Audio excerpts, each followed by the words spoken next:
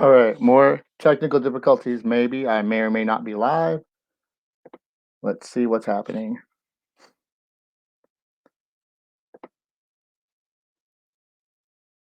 Looks good. Right when I was starting to set up, my whole thing for the live drawing fell apart. So I was just putting that back together. That was a ton of fun. So thanks to everyone who's joining me. If we're live, and looks like Ken is live. All right, so this is my first time doing this without a partner, assistant, or help. So I'm going to read some notes. Maybe take some questions. Maybe do some live stuff, drawing. I have a couple of ideas to do myself. If you have any requests, just hit me up. My name is Ken, and you are following my page. Last but not least. All right, fantastic. All right, so because I got a late start, I didn't get to do the stuff I wanted to do. Thank you, Ted. Good to see you, buddy. I owe a lot to Ted. He gave me the idea to start doing this thing. Told me about the service for it and all that fun. So I wanted to do this so much. I'm gonna get a reboot because hey, it's my show. Let's start with this. One, two, three.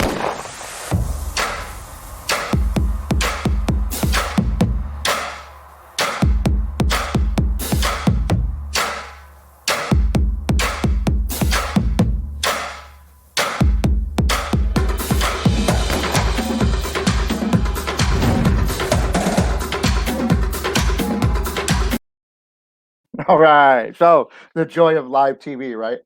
Anybody remember TV? That's what we used to have before we had the internet. All right. This is Ken. Welcome to Ken's Comics. Thank you for watching me. If you're watching me live, thank you so much. If you're watching me later, because I'm recording, thank you even more. I appreciate everyone. I am having, hey, thank you, Ted. I'm working on the split screen. That's what happened, why I was a little bit late because this whole rig fell apart and I didn't have my angle set. So looking good. I'm going to shut off my Facebook right now because I'm getting all kinds of notifications from that. And we don't want that. That's going to interrupt all our fun, isn't it? Groovy. All right. I'm using some old paper from Free Comic Book Day years past because I used to print up a lot of those ahead of time. Anybody that met me ever at Free Comic Book Day like Ted did, I would sit and do regular live sketches, which is what I'm doing here today. I'm really excited because I miss that. I miss interacting with people, taking requests, and I'm sharp. I'm not sharp anymore. I'm getting rusty. So when conventions start happening again, I want to practice a little more to be able to do like quick drawings. So that's sort of the plan of this day. Thank everyone for coming. Watch as I check my notes. I don't have a teleprompter. I should get a teleprompter. That'd be dope. So I'm fiddling around with this new thing. I got a new phone holder to point down so I can try and do a live stream drawing. Why am I doing this? I'm doing this because I like to make cool stuff. And what I'm learning this year, especially being stuck away from people, is that making it at home and just sitting at my table is just not enough. Like I said, I miss people. I miss interacting. So I'm trying to learn more about how to share with you and with the world and get my projects out there. Not to brag and be all Mr. Ego, but I just like doing art, making comics. And if nobody knows I'm doing it, what's the point? And if I don't get to promote it and keep growing it as a business and as a personal thing, then it's not sustainable. So I'm going to keep building and building and building. To that end, you can follow me here on Instagram and Twitter. I have most of my comics that I've ever self-published are straight up on Indie Planet. So indieplanet.com. You can search Ken Lennar and you'll get all the books that are on there that I've done. It's not the only thing I've ever done, but it is a lot of them, especially the self-published ones. Of course, I'm a freelancer. I've worked for companies like Cosmic Times and Paperback Jack and Creature Entertainment. I've done logo design for years, and pretty much for the last 10 years, I've been drawing anything somebody will pay me to draw. The fun about that is I get to pick my projects. So if I don't like a project, I don't have to take it. I don't have to apply for it. I don't have to bid on it. You know, uh, the downside to that is it's fleeting. So there's dry spells and then there's a lot of busy times. Right now, I'm in the middle of a busy time, so I'm going to talk to you about some of the stuff I'm doing before I go into drawing. Okay, so right this minute, I'm working on several things. Catching up on project I've been doing for a while with Nick White for Cinema Slice. That I'm gonna name it later. Actually, it's not for kids, but it's an animated project, which is cool. I've never done a full on animated thing before, with the exception of a short quarantine video we did called Quarantine Cat. You can find that on YouTube, Quarantine Cat under Cinema Slice. So working on finishing that. I'm in the midst of a great project with Earth Team Green, and the people there, Arlie Owens and the Pellmans and the whole Ohio Recycling Coalition. They're putting together another book in their series of eco-friendly superhero books, and this one's called The Sky Princess, starring a preteen, tween young lady who is gifted with supernatural abilities and fighting aliens who are trying to not only take over but destroy the planet ecologically. And it's kind of like a Captain Planet meets X-Men kind of thing. Very, very cool. I love this project with all my heart, and I can't wait to show you guys more of it. Follow me on Facebook and Twitter and Instagram, and there's a lot of samples of that are coming up. The next most immediate huge thing though is going to be Angel's Blood.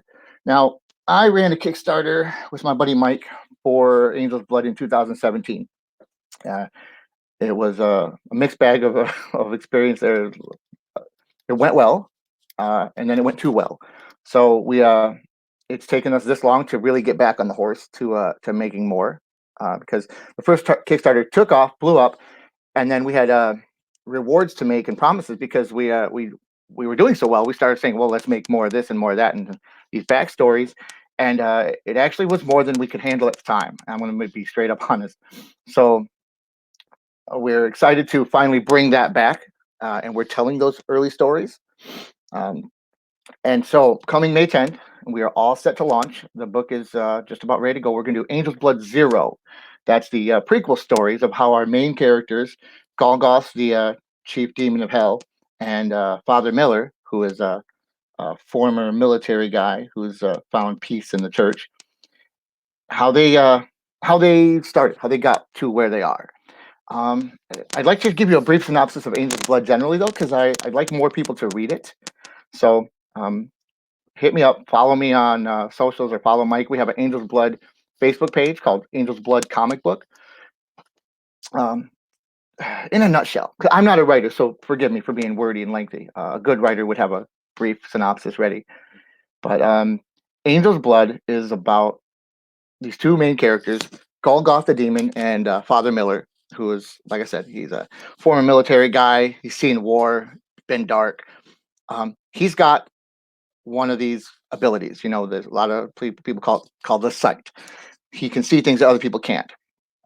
Nobody knows it. It tortures him. He hides from it. So he's done. He's done with life, man. He's tired of facing things. He just buries himself in the church, serves people, serves God, and he's happy with that. And he just likes it quiet. But there's this demon who seeks him out. Why? Because spoiler alert. It's really on the first page. Spoiler alert, though. An angel dies right away. So there's this dead angel, and he falls to the earth. Now, a dead angel's body being recovered is something that both heaven and hell want. Demons, of course, would love to take this angel's body and hang it up like a trophy and mock heaven and God and hell and the angels and stuff. The angels, of course, and God want to prevent that. So this is kind of a heaven versus hell war type of thing. There are no clear good guys and bad guys. I want to stress that. You know, it's one of these things that toys with your preconceptions of both heaven and hell and good and evil. You know, Father Miller is this pious like priest, but he's got a dark side. And then Golgoth, this evil, horrible demon from hell, also has a good side, and he's trying to better himself. He wants redemption. He wants to be more than he really is. He led a bad life on Earth, straight up, and We're going to see some of that in the prequel story coming out starting May 10th. So please follow us there. I'm looking forward to showing you guys some of the human stuff. So Golgoth was a human, and what he did was horrible, and it earned him a spot in hell. But after several hundred years there, he's like, I don't like demons. I don't like hell. I don't want to be one of these guys. I want more. I want better for myself. So it's all about that. Those two coming together.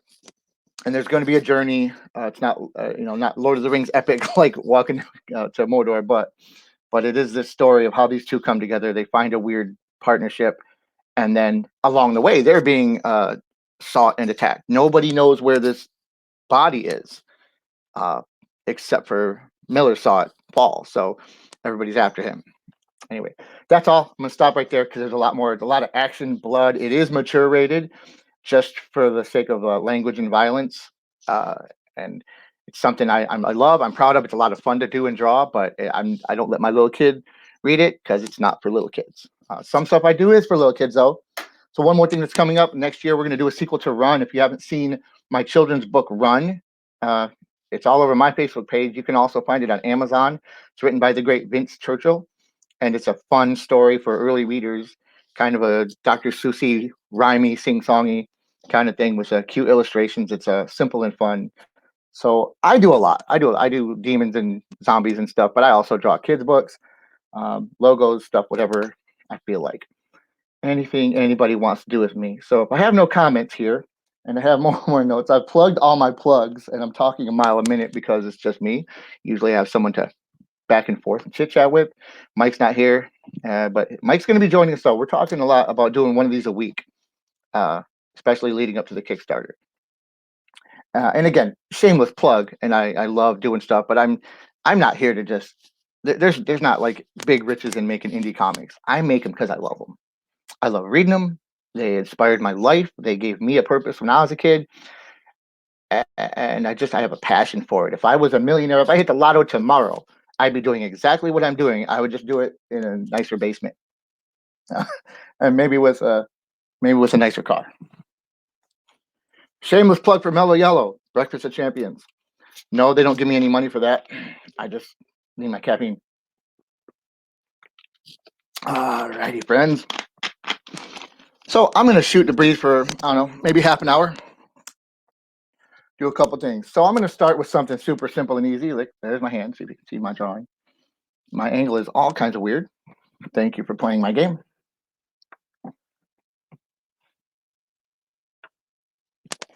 So I get asked sometimes, what started me drawing?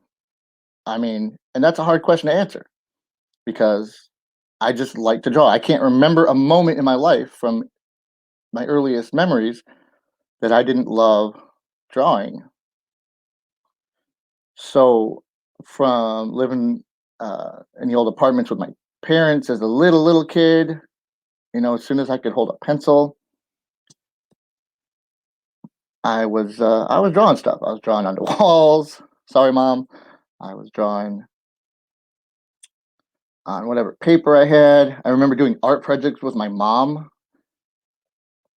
which some of my favorite memories just of my whole life have been of art and drawing. So I'm gonna start with this one because my first real love for drawing, I think, came from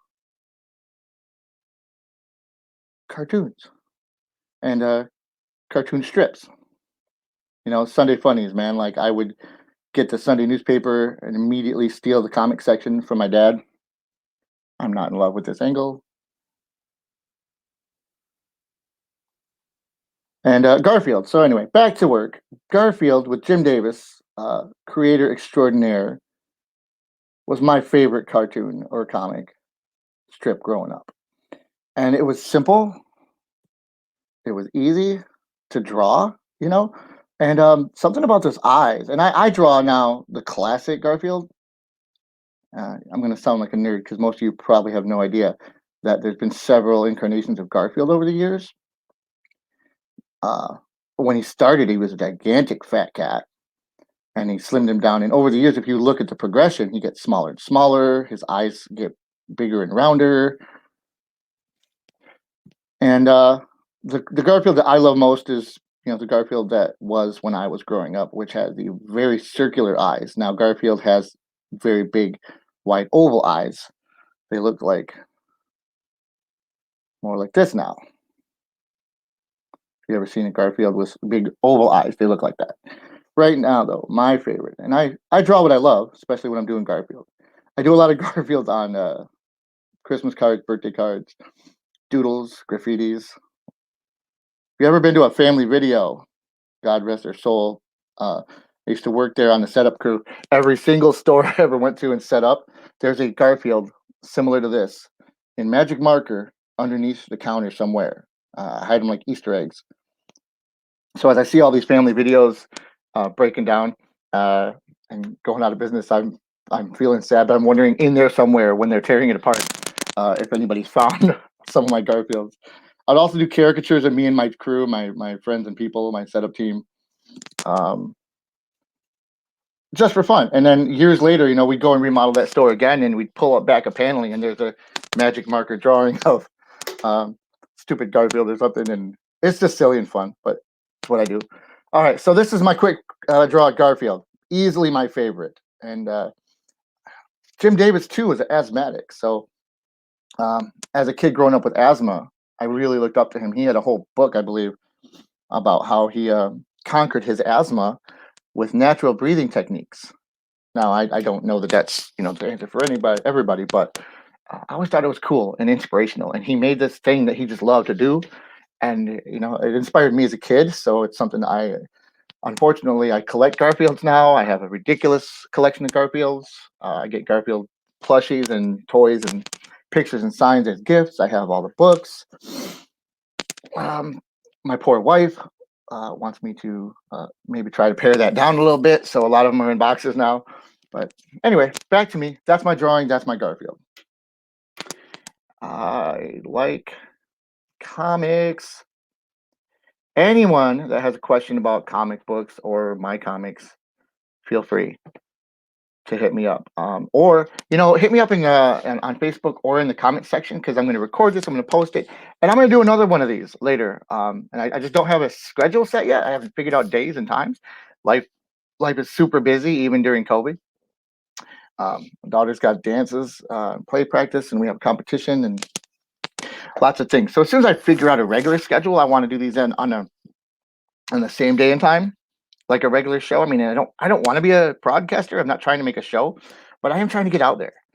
And I'm trying to interact with people more. And I can't do shows. I can't do conventions. I can't meet people as much in person.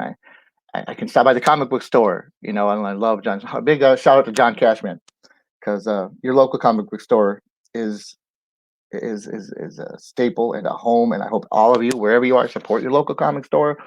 Here in Bay City, we support Cashman's, because Cashman's is easily the best. He's that guy. He's that guy that runs a store because he loves it and he's good at it. He's not like that. I don't know. I don't want to be a mocking way. So anybody that's not into comics is thinking like Simpsons, a comic book guy, nerd. Not that guy. John is awesome. He's a musician. He's a prolific guy. He's always cooking and doing something, and he runs a great store that makes people comfortable. You love to be there. It's almost like Cheers. You walk in and it's like Norm, except it's not Norm. It's Ken. And I know that everybody else that goes in there, he knows them too. I walk in and he's got everybody's name. He's got their pull. He knows what comics they want. He knows what comics I want before I know it. All right. So John Cashman, Cashman's Comics, where prices are born and raised elsewhere. Loving that. So what am I going to draw next? Well, if anybody knows me, and if you don't know me, why are you watching? Um, I'm not thrilled with the angle of my head and face here, because I had to move because there's a huge shadow. See, check this out. All kinds of shadow. Nobody wants that. But let's talk about why else I draw comics. Why comics? Um, everybody seems to have an idea of what creators should do with their time. I know guys that are in bands and they're like, "Oh man, you should do rock music. You should do this kind of music. You'd be huge. You'd be big." And I get that. I don't mind. I'm not knocking people for having suggestions. A lot of you have probably suggested to me things I could do to monetize my artwork too, and I do appreciate the support. Um, but in terms of why I do what I do, and I do it because I love it. I'm not a marketing guy. I'm not a salesman. I'm not the kind of guy who can push stuff on you that you don't want. So I've been told I could be a great salesman if I would just get a job in sales. But if I'm not selling something that I believe in and I actually love, I'm not comfortable. I'm not comfortable selling. I'm not even comfortable selling myself, and I believe in myself. So, um, but if I love something, then I can really go for it. So to that degree, the reason I chose comics to focus on doing what I love has a lot to do with this guy right here. So I'm a big fan of the Incredible Hulk. I was a fan of the show. Y'all don't know the old Bill Bixby, Lou Ferrigno show.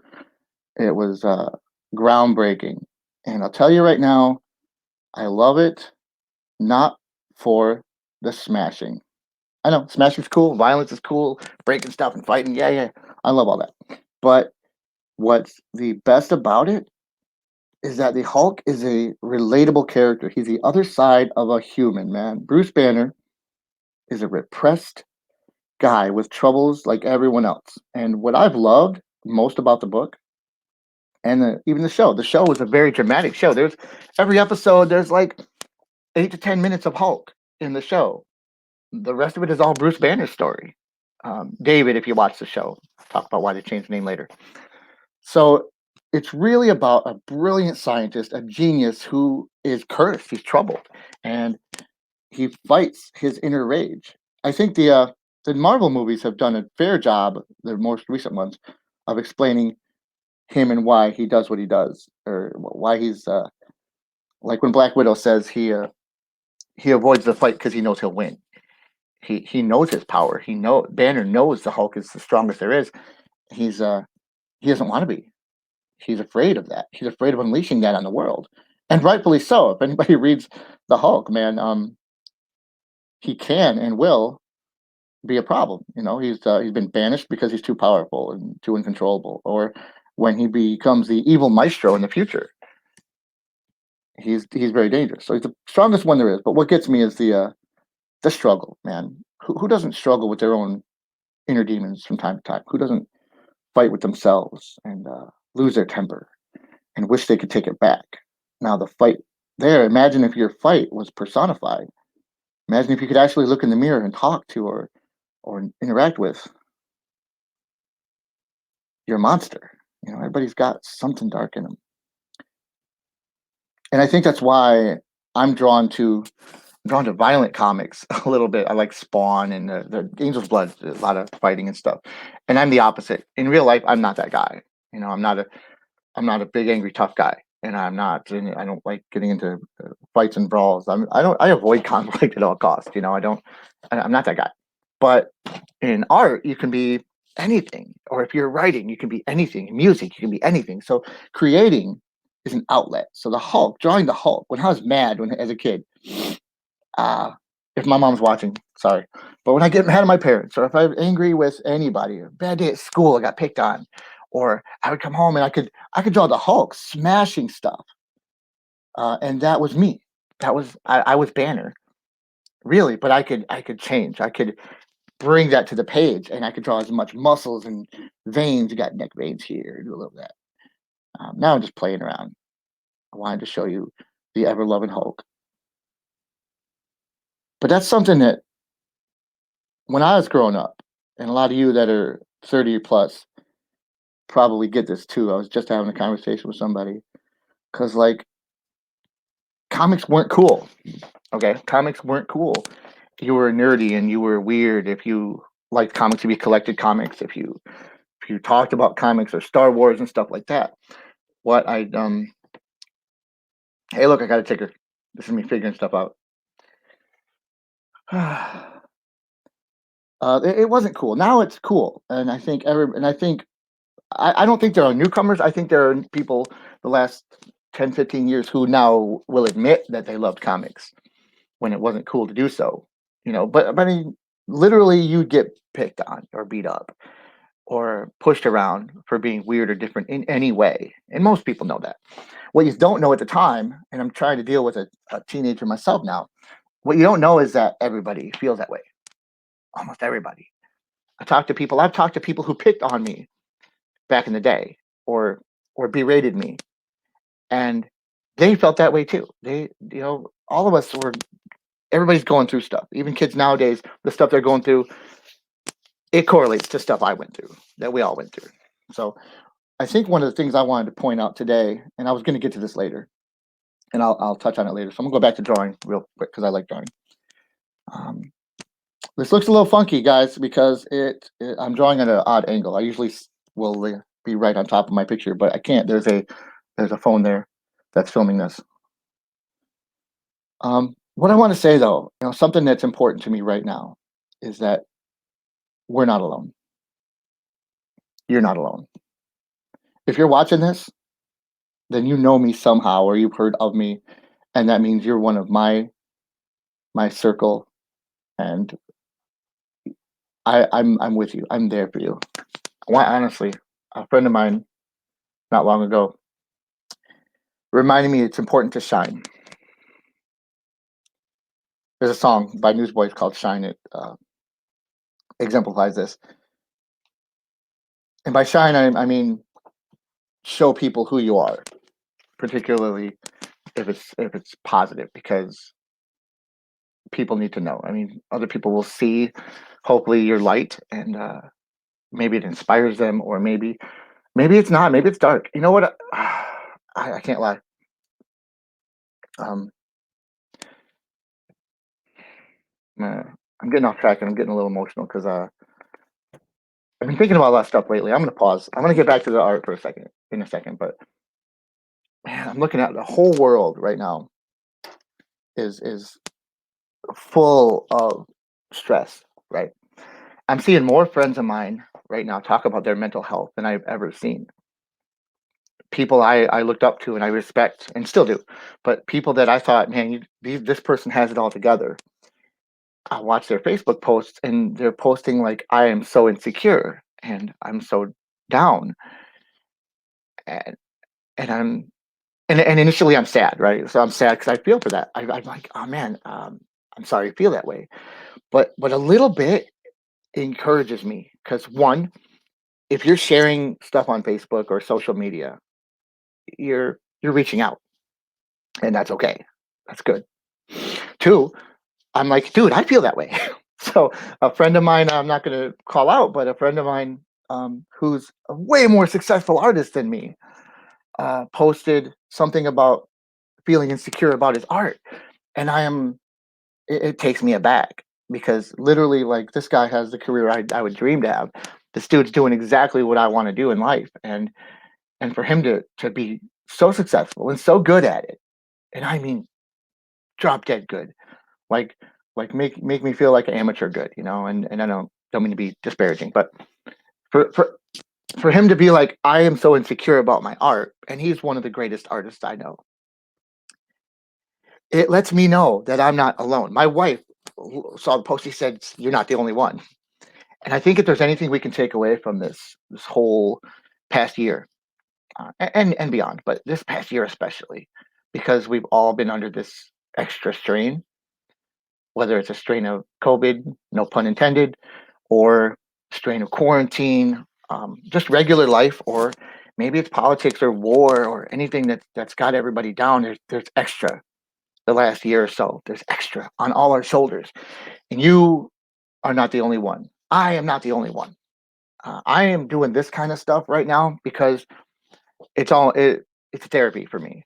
I feel better. The only thing sometimes that pulls me out when I'm just feeling low and hurt and the world's against me, and not get all sappy, or I'm literally exemplifying what I'm trying to be against.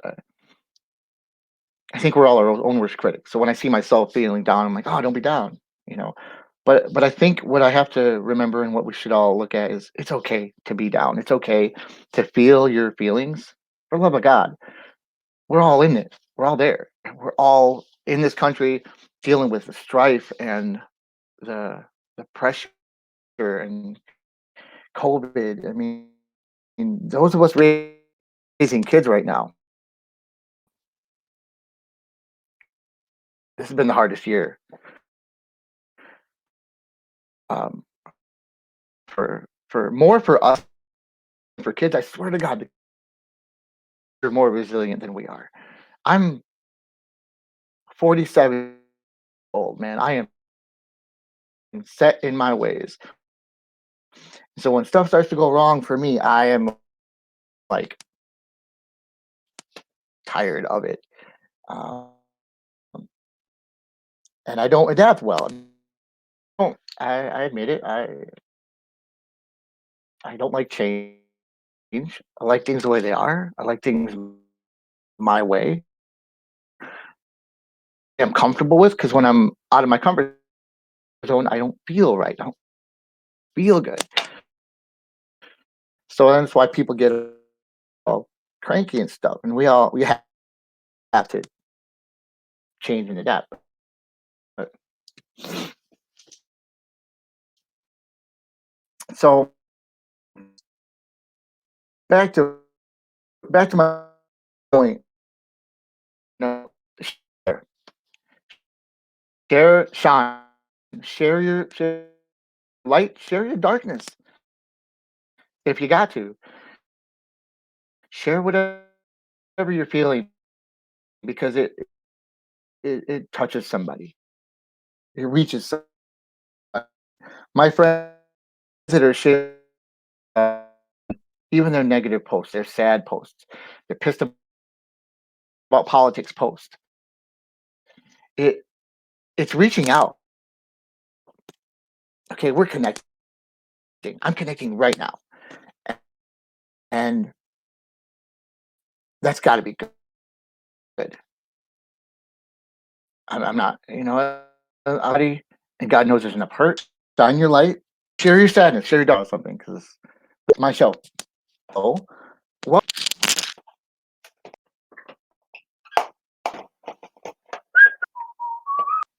okay. That's my priority. I remembered the mellow yellow. Forgot to plug in the laptop. Ah, good times, friends. Good times.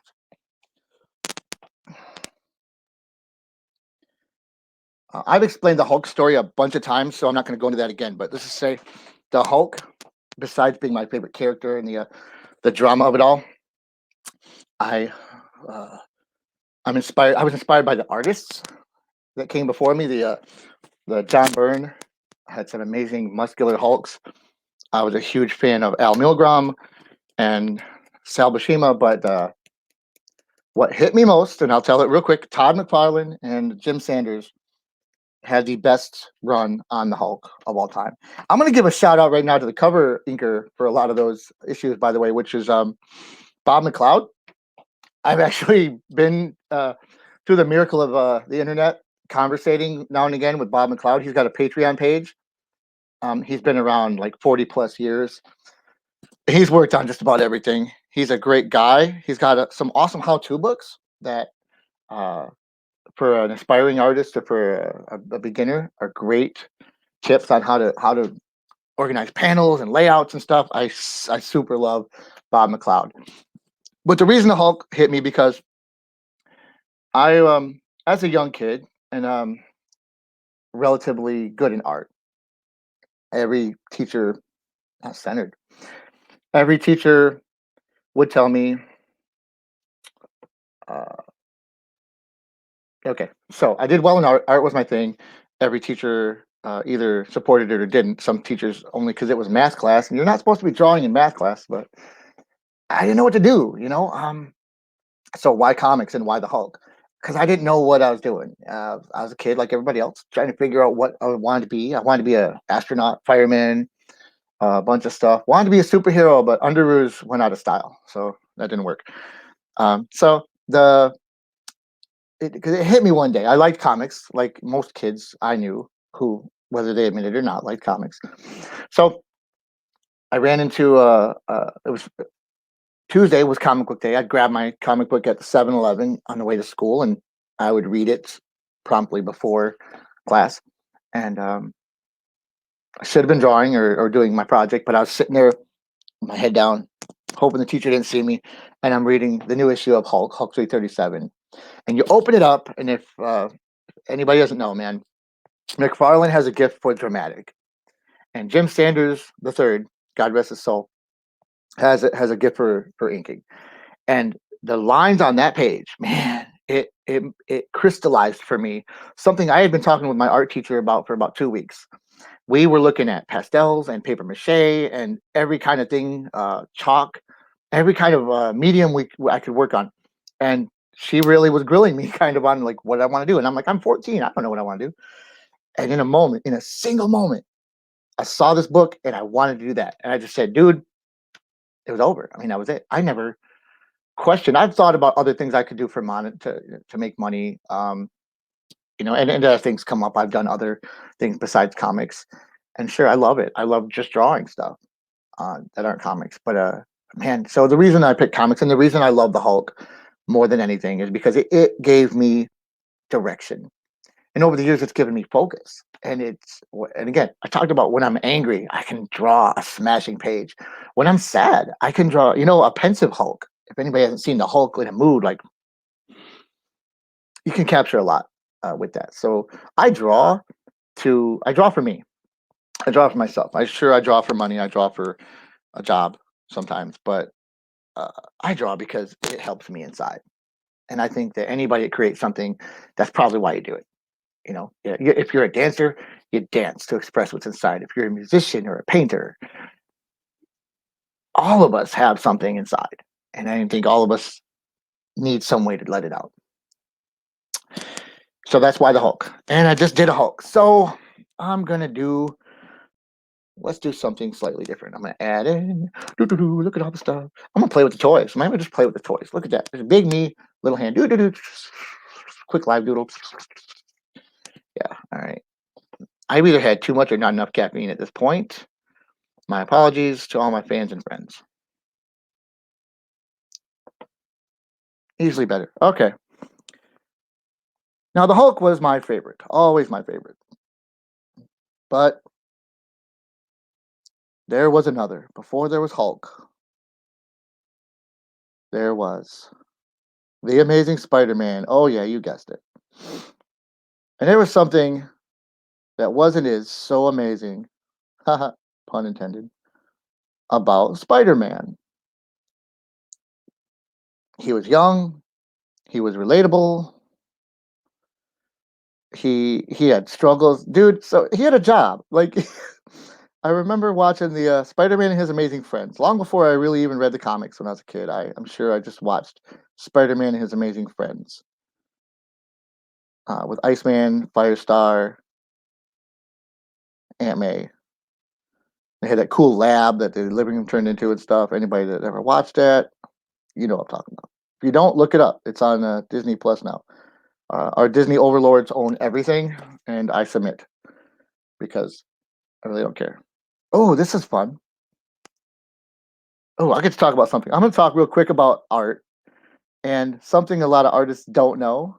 And the reason that I'm sorry, I said that wrong. That was insulting. I don't mean a lot of artists. I mean people starting out.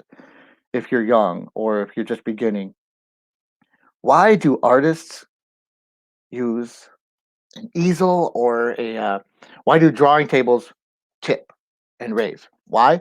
Because of what I'm doing right now. I'm looking at the Spider-Man head, and to me it looks normal, and here it looks. You can see how it looks stretchy. It's like an oval. Well, from my perspective, I'm looking at it on an angle. So I'm going to illustrate this. This is a little art lesson. Okay, see me. Paper's here. I'm drawing here. I'm looking at it like this. So it looks normal to my eye. So I'm drawing a regular Spider-Man. But when you see it, guys, don't tell me that looks right. I know it doesn't. So normally you would draw on a facing your paper or whatever at a 90-degree angle so that you get the proper perspective on it. I'm going to keep doing this because, well, it's just fun and this isn't for anybody but me. But I just noticed looking at that, like, oh, that's almost cringy. So when I'm drawing it now, I'm compensating, trying to make it wider because it looks wrong to you guys. It doesn't show on everything. You don't always notice it, but sometimes you'll notice on faces, especially. Faces are tricky because they've got personality and it's what people identify most with. I think maybe that's not a bad idea. Maybe I'll do some of that. I don't consider myself an expert. I've known some guys who do drawing tutorials, and that's that's cool and that's great. I'm not a teacher, and I am 90% self-taught. So what I do uh, is it's not something I think that I have any expertise that I should be imparting. So unless someone asks, I don't really offer up myself to teach or tell. I can say, yeah, I like to draw this or that. I fully well believe that everybody does things their own way. So as some guys will start with the form and figure. You may notice already from the three drawings I've done. I always start with the eyes. That to me is the focus. I know that some other pros, maybe better artists than me, start with the form and the body. They do. Um, this is weird. I know guys that start with this. So you'd have a head, maybe a neck. You get a basic form of a body. You do hips, legs, feet, and then from this rough sketch, you can sort of guess where your picture's going, right? And these are great. I do these for sequential art when I'm doing my comic book pages. I do some rough thumbnails of poses because I can figure out and look. Oh man, real quick, this leg's longer than this leg, so I'll fix that. And you can fix it in a sketchy way. But when I'm just drawing like the Hulk, like here, the most important thing to me is the eyes. That's the focus of your character. That's what people are going to look first. When you look at a human being and on the street, do you look at their okay? I'm not going to say any of that. I'm going to say you look at someone's eyes. Hopefully, you focus on the eyes. That's the mirror to the soul and all that. And that's not the way everybody works, and that is fine with me. I have no problem admitting that I'm not a trained pro. I'm a guy that's been drawing for a long time, basically. But this would be something that more often than not in tutorials I see. I've talked to a lot of friends personally, though, sitting and drawing that still like to draw like this and start with the eyes. Somebody hit me up if you'd like to hear more art stuff, or if that's boring. I would love to know because um, I want to do more. I want to do more videos, and it's helping me talk through my anxiety about uh, putting myself out there and promoting myself because I'm not that guy. Guys, I'm literally the guy that wants to just sit and draw all day and wish somebody would just pay me to do that. Turns out that doesn't work though. There's no if you build it, he will come kind of thing. You have to build it, then you have to work it and market it and get it out there. Musicians have an agent, actors have an agent, and I'm sure in some circles artists do too. But for comic book guys, we got to hustle our own selves. We got to put ourselves out there, find our own gigs, work our own craft. Like on top of having to find work and do work, we're always trying to do better. I think everybody that likes to put their work out there also wants it to be the best it can be. There's a crippling self-doubt thing that goes along with the ego that it takes to think that your creations are good enough for the world to see. And sometimes those things war with each other. But like I said, I got to be my own agent, so I got to be putting myself out there. So this is a little another Spider-Man. I do. God, Lord, love it. If I ever get a Spider-Man job,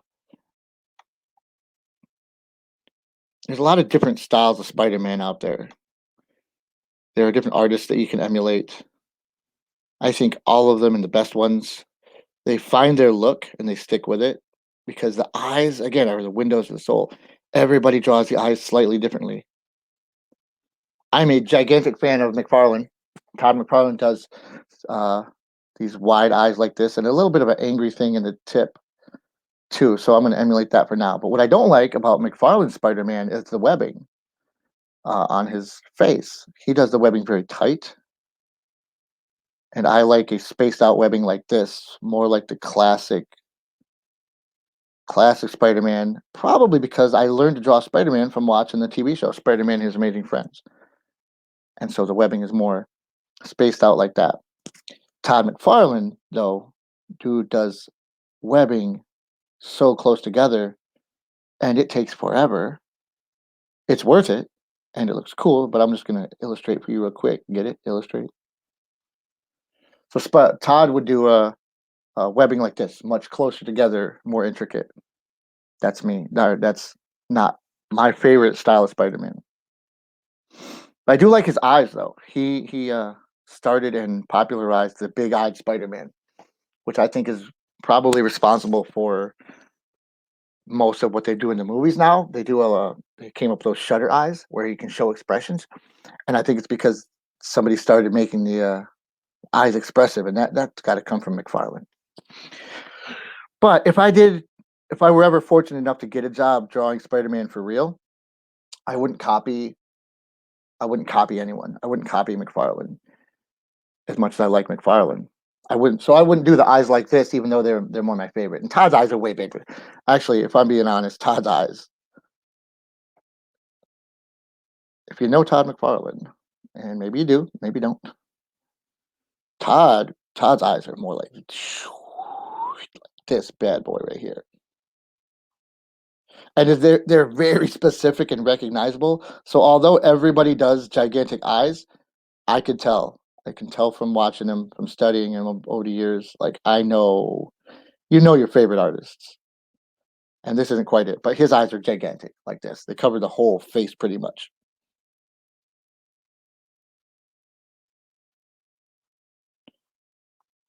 So that would be the kind of eyes that Todd McFarlane would draw.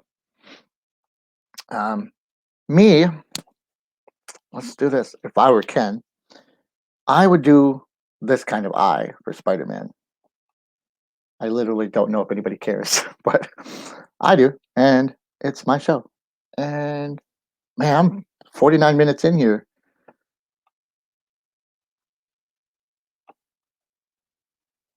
So I do like the little angry thing he puts in the tip, but I would do a more squinty eye.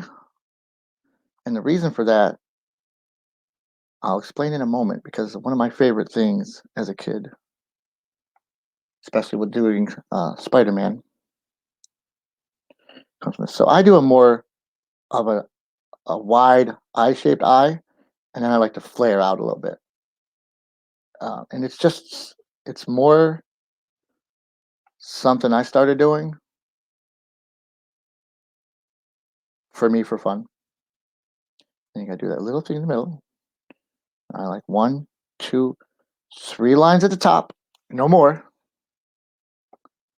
I keep looking up here to see if I'm drawing all funky because I'm on a crazy angle. So I'm just starting this, doing these live streams and stuff. And if I keep doing them and I do more, I'll invest in more equipment, maybe better microphone and stuff. And another kind of a rig. I'm literally right now just on setting this stuff up on a couple of end tables with a little bendy thing I bought at Five Below to hold my phone. So Spider-Man Classic has three lines at top. You got one, two in the middle here, and then one, two, three, and four you don't always see. Now, that's not well spaced out, but I kind of don't care. I'm just playing around here. So that's how I do mine. Spider webs. I always feel like there has to be sound effects when I'm drawing web. Like Bob Ross style. A happy little cloud and a happy little web. There's something I did like that the first movie Tobey Maguire did. They did the webbing raised. If I'm feeling really fancy, I like to shade inside of each little bit of webbing. It just feels like it adds a little something to it and gives you the sense that the mask isn't cheap and smooth. And I think that's what I liked about the movie that had the raised webbing, gave it depth and texture. So anyway, back to work. The reason I like the eyes like this, wide, is because it kind of reminds me of the old Electric Company Spider-Man. The first live action Spider-Man I ever saw was just a guy in a suit on the Electric Company, and I don't even remember if he climbed anything or did anything. He just a guy in a suit showed up, and I remember that the eyes on the mask just kind of stretched out a little bit. And so I always said if I did my own, that'd be my homage here to that classic Electric Company Spider-Man. Because again, dude, something inspired me and it stuck with me. So why do I do comics? Two reasons. One, I like it. I like to do it. So I mean, I guess that would be enough. But the reason I like it is because it gives me something. It makes me feel something good. And the second is I talk about this tapestry of life, and you never know who you're going to reach. I talked to Jim Sanders um, years later. I actually met Jim Sanders online. We became really good friends. We even worked together on a couple of things. Sadly, Jim passed away before Angel's Blood came out because he was in 2017. He died. He was it was sick, you know. Anyway, not going to go into that, but he's a great guy and an amazing artist. And the world sometimes just chews you up and spits you out. But he kept a positive outlook on things, and he was always willing to help me and talk to me as a friend and an artist. And so anyway, Jim Sanders didn't, years later. I mean, didn't work in comics for decades. Got a regular job, worked at Walmart. Got a real life, wife, divorce, all this. Life happens, and he had worked in comics, but he didn't know what impact he had. He was no Jim Lee. He wasn't, and I don't mean that in talent wise. I mean he wasn't famous. I mean he didn't get a big break. He didn't get to break off and go to work at Image, or he wasn't part of any revolution. He was just one of those guys plugging away, doing what he loved in the '80s. And there's so many of them, and their stories they vary, but they meant something to somebody. Every one of them. Somebody picked up a book and is like, I love that. Or a little kid. When I was a little kid, having a comic book sitting in the back seat of my parents' car on a long trip, a car ride or road trip or something. Those comics where they meant something to me, and I think we never know just by shining our light who we're going to reach, what we're going to do, and how we might affect other people. And if we can do what we love, what makes us happy, that alone is inspiring. I think of my favorite creators, and mostly they just did their thing, having no idea that they made me happy. They brightened my day. Maybe something I did brighten my day. Maybe a Facebook post of mine or yours makes somebody smile. And love of God, that could be the most important thing on any given day to somebody. So maybe somebody likes Spider-Man, and I do a Spider-Man because who doesn't love Spider-Man? This has been fun. Um, I'd like to I'd like to wrap it up and just end by saying the world is a wonderful place. I know it feels crappy. I know it seems like if you turn on the news, and it's hard not to because I have to pay attention to what's around me. I feel like I can't just bury my head in the sand and turn a blind eye to struggles of other people if it doesn't affect me. I admit every now and then I unplug and I do it for my own sanity, but I pay attention to what's around me, and most of us do. Maybe we pay too much. I think everybody's got to find their level of comfort, but it feels like the world is a really crappy place, especially right now. It feels like we're at each other's throats and we are all enemies. And I feel the same way.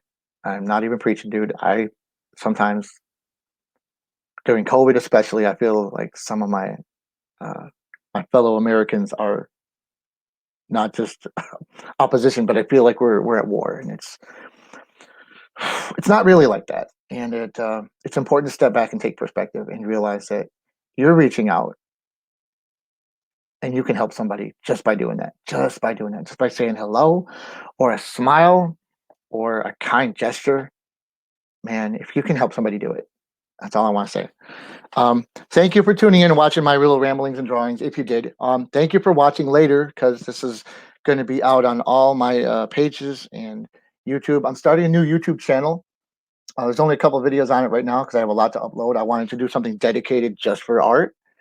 My old YouTube channel is all full of videos of my daughter, which is great. But I mean, the whole world isn't going to sit and watch Emily videos all day.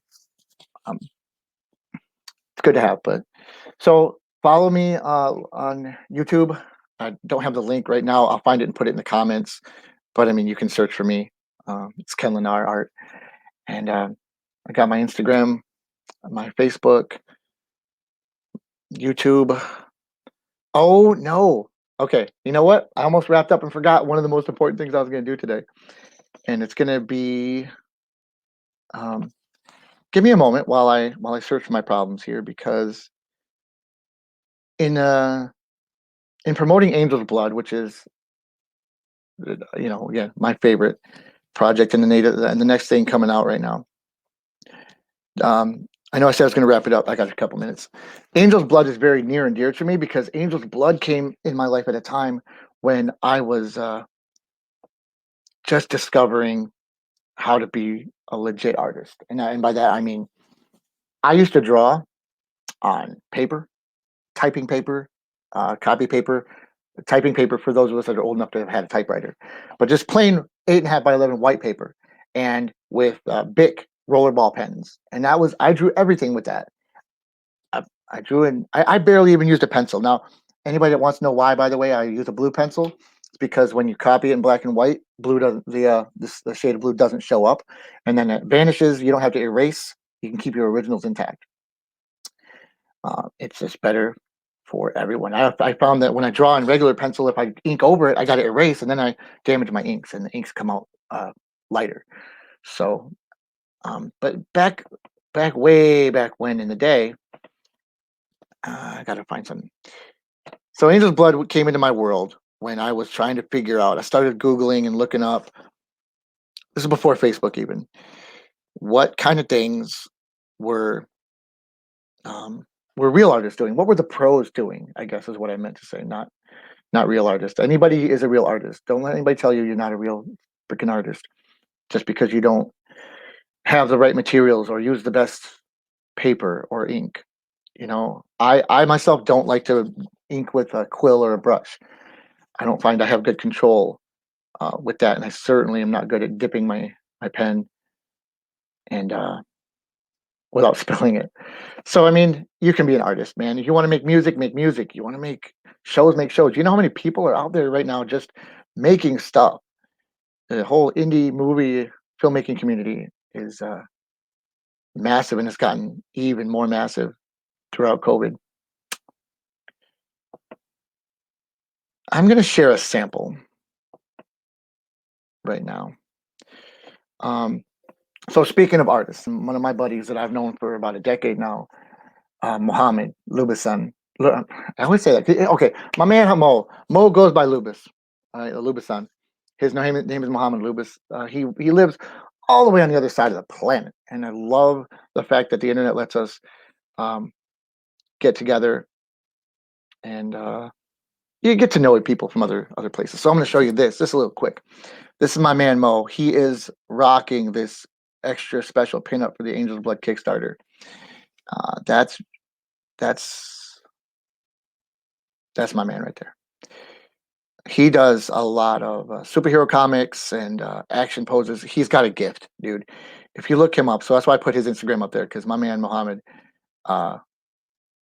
he works constantly, but us indie artists could always use more work. So if you're looking for a good artist and it's not me, make it him because that's my man right there. I'm gonna go back to my overlay. Boom, boom. Oh, that's StreamYard. Hey, nope, that's Ken. All right, Conversations. I love what I do. I love promoting other people, and what I wanted to do is I wanted to put that out there because Mohammed, he helped us out with a pinup for the last Kickstarter, and I begged him to do one here for us, and I don't have another picture of that, unfortunately. So I wanted to quick reveal that. I just want everybody to see what kind of cool stuff we're doing, not just me, but we. um, for the Angels of Blood Kickstarter coming May 10th. All right, man. Follow me, click like and subscribe on my Facebook or on my YouTube channel. Um, I know it's just starting out, but I really would like to. I'd like to build more interaction. I don't have enough, except for like family and friends that love watching what I do, and I like that. But I'd like to hear more from everybody. Anybody that's got something to say. Maybe you like my art, maybe you don't. Maybe you want to talk about other stuff, politics. I think I might do some commentary on social stuff or things with my videos. I have opinions like everybody else on the internet, right? But I don't want to be provocative. I have my personal opinions can be provocative. I don't want to be. I think what I want to do, because I believe in karma and I believe in energy and I believe in putting the best out in the world, and that will fill the world with better things and it'll come back to me. I hope. Um, I'm a happy person. I love my life. I have a great family, and their support means the world to me. And that's it, guys. I'm not, like I said, I'm not a writer, so I don't have a good wrap up. So I'm just gonna say goodbye. Thank you for playing. I appreciate you. Be kind to each other. Stay strong.